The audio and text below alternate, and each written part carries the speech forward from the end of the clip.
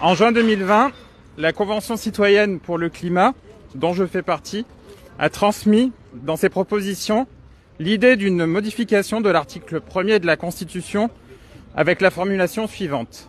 La République garantit la préservation de la biodiversité, de l'environnement et lutte contre le dérèglement climatique. Nous l'avons explicitement demandé, cette proposition a la possibilité aujourd'hui d'être soumise à référendum. Pour cela, le texte doit être voté dans les mêmes termes à l'Assemblée nationale et au Sénat pour que la formulation de modification de la Constitution ainsi validée soit soumise au vote des citoyennes et des citoyens.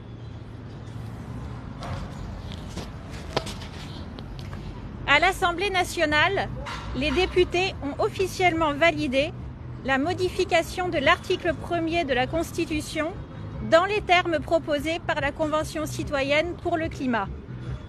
Dans le texte, les députés de la majorité ont toutefois écarté toutes les propositions que notre Constitution écologique porte depuis 2018, visant à accroître l'ambition de cette réforme constitutionnelle.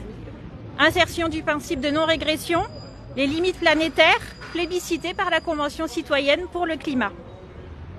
Seul le terme garantie, qui a été conservé, reste ambitieux car il obligerait l'État non seulement à agir, mais aussi à fournir des résultats en matière de protection de l'environnement, de la biodiversité et de changement climatique. Aujourd'hui, avec le début de l'étude du texte au Sénat, les enjeux sont immenses. Conserver le terme garantie dans le texte permettrait de renforcer la valeur constitutionnelle de la protection de l'environnement, de la biodiversité et de la lutte contre les dérèglements climatiques. En effet, cela permettrait d'inscrire dans la Constitution une obligation à agir, qui est déjà présente dans la Charte de l'environnement, de la part de l'État et des gouvernements successifs, mais plus encore une obligation de résultat.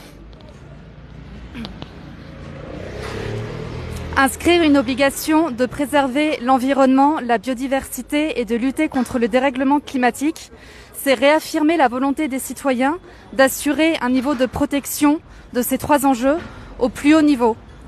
Concernant le climat plus spécifiquement, nous voyons bien l'intérêt et l'urgence à agir, l'intérêt que les citoyens ont autour de cet enjeu. Cette inscription, cela permettrait également de donner de nouveaux outils aux juges et aux citoyens pour garantir l'effectivité des droits qui sont inscrits dans la Charte de l'environnement et qui ne fait aucune référence au climat. Enfin, un autre enjeu, c'est ce référendum qui serait la conséquence logique de cette Convention citoyenne pour le climat et de permettre aux citoyens de décider de leur avenir. Et tout cela n'est possible que si le terme « garantir » est maintenu. Sans le terme « garantir », le projet de loi n'apporterait aucune modification et serait purement symbolique.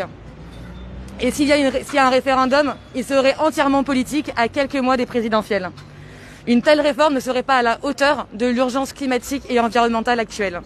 C'est pour ça que notre Constitution écologique appelle aujourd'hui les sénateurs et les sénatrices à se saisir de cet enjeu-là et à maintenir le terme « garantir ». Et ainsi, ils enverraient un signal fort qu'ils ont entendu l'appel de la société civile et de la jeunesse et qu'ils sont prêts à garantir le droit des générations futures.